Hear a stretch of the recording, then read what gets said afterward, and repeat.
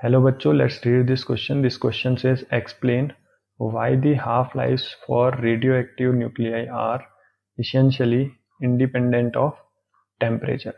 तो इस क्वेश्चन में हमसे क्या पूछा गया है कि जो हाफ लाइफ होती है रेडियो एक्टिव न्यूक्लियाई की वो इसेंशियली इंडिपेंडेंट ऑफ टेम्परेचर है। तो इस क्वेश्चन का जो की कॉन्सेप्ट है वो है रेडियो एक्टिव हाफ लाइफ। तो सबसे पहले हम देखते हैं कि रेडियो एक्टिविटी क्या होती है।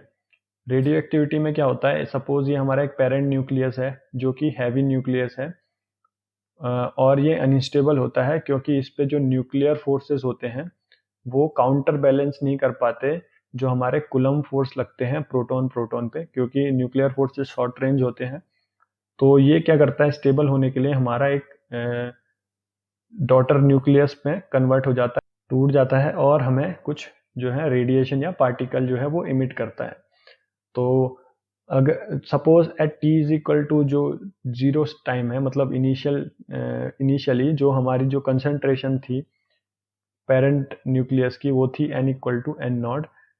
तो हाफ लाइफ पीरियड क्या होता है, हाफ लाइफ टाइम जो होता है वो क्या होता है, t is equal to t t वो टाइम जिसमें कि जो ये हमारी कंसंट्रेशन है ये कितनी रह जाए, n naught by two, initial जो कंसंट्रेशन थी उसकी हाफ हो जाए। तो इसका जो फॉर्मूला होता है जो हाफ लाइफ कैलकुलेट करने का वो होता है t is equal to 0.693 divided by k जो है वो डीके कांस्टेंट है, डीके कांस्टेंट।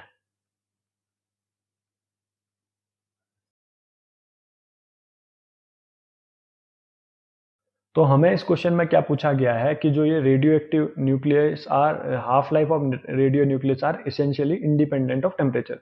तो जो ये हमारा हाफ लाइफ आई है ये इंडिपेंडेंट ऑफ टेम्परेचर होती है।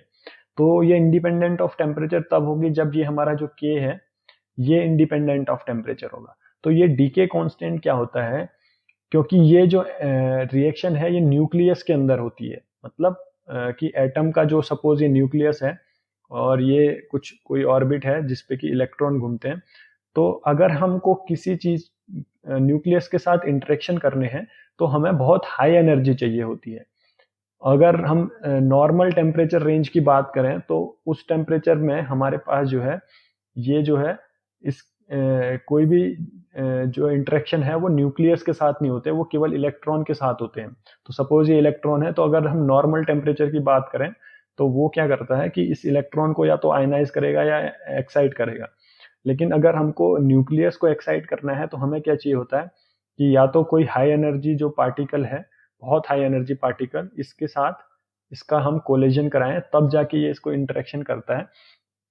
अगर हम कोई भी फिजिकल चेंज करते हैं जैसे प्रेशर अप्लाई करते हैं तो वो ज़्यादा से ज़्यादा हमारे जो है इलेक्ट्रॉन को जो है इफेक्ट करता है, ना कि न्यूक्लियस को। तो अगर हमारे न्यूक्लियस को इफेक्ट नहीं कर पा रहा है तो हमारा जो डिके कांस्टेंट है वो जो है वो भी इस पे डिपेंड नहीं कर पाएगा, क्योंकि ये सब जो रिएक्शन हो रही है वो हमारी न्यूक्लियस के अंदर हो रही है, ना कि ये ऑर्बिट में। तो हमारे जो इलेक्ट्रॉन तो अगर इस नॉर्मल रेंज पे क्या है कि वो एक्साइट हो सकते हैं, लेकिन जो हमारा न्यूक्लियस है उसको अगर हमको कुछ इंटरेक्शन उसके साथ करना है तो वो हो सकता है केवल हाई टेम्परेचर रेंज पे, जो कि बहुत ही हाई रेंज होती है।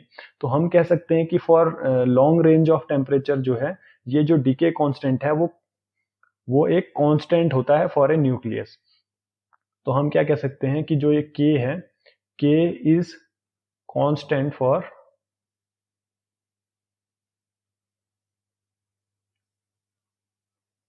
Long range of temperature.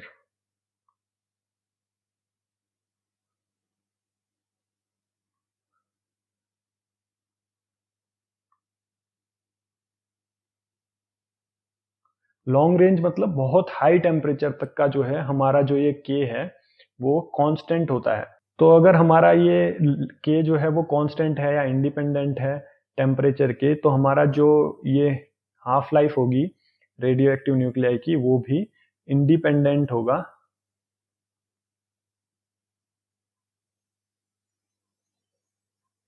Independent of temperature होगा।